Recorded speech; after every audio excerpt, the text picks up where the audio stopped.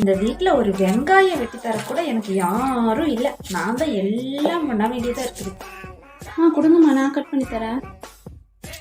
ஐயோ வேண்டாம், கரெக்டா அந்த அளவு வெங்காயத்தை எல்லாம் ஒரே மாதிரி அளவா வெட்டணும். அதெல்லாம் உனக்கு வெட்ட தெரியாது, நீ போ. அப்பனா சரி, நீங்களே கட் பண்ணிக்கோங்க, நான் போறேன். A few minutes later. எனக்கு என்ன 10 கையா இருக்கு, இந்த 2 கை தான் இருக்குது. இதை வச்சு எல்லா வேலையும் நான் தான் செய்யும். நீ நல்லா போன நோண்டு.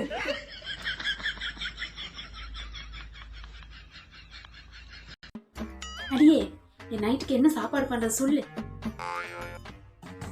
மா, நீ முக்கியமான ஒரு வேலை பண்ணிட்டு இருக்கிற, ஏதாவது ஒன்று சமைங்கம்மா, போங்கம்மா. நீ சொல்லிட்டு அப்புறமா ஏதோ ஒண்ணு பண்ணு. நீ ஃபர்ஸ்ட் சொல்லு என்ன சாப்பாடு பண்றதுன்னு. அப்புறம் அது வேண்டாம் இது வேண்டாம்னு சொல்லு. அதனாலதான் கேட்கறேன், சொல்லு என்ன பண்ண. முக்கியமான வேலை பண்ணிட்டு இருக்கிறம்மா, போங்கம்மா. சரி, சிக்கன் மட்டன் இல்லைன்னா மீன் ஏதாவது பண்ணுங்க, போங்க.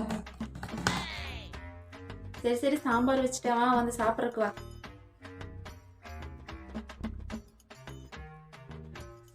அம்மா, இன்னைக்கு நான் வர கொஞ்சம் லேட் ஆகும்.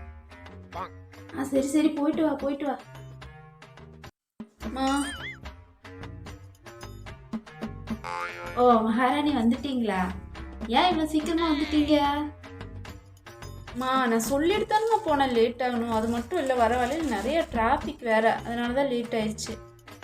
ஆமா லேட் ஆகுன்னு சொன்னா அதுக்குன்னு இவ்வளோ லேட்டாவா வர்றது? இது என்ன ஹோட்டலா இல்லை வீடா? தோணும் போது வர்றதுக்கு தோணும் போது போறதுக்கு. ரொம்ப நேரம் நேரத்துக்கு சீக்கிரம் வாங்க, பையில இருக்கு சீக்கிரம் வாங்க. என்ன லேட்டா வந்து வச்சுக்கலாம். என் கால் ரொம்ப வலிக்குது. 24 மணி நேரம் போனையே பார்த்துட்டு இருந்தா கால் வலி வராம அப்புறம் என்ன வரும்? இதுக்கு எல்லா காரணம் அந்த போனும். முதல்ல அதை தீ வச்சு கொளுத்தணும்.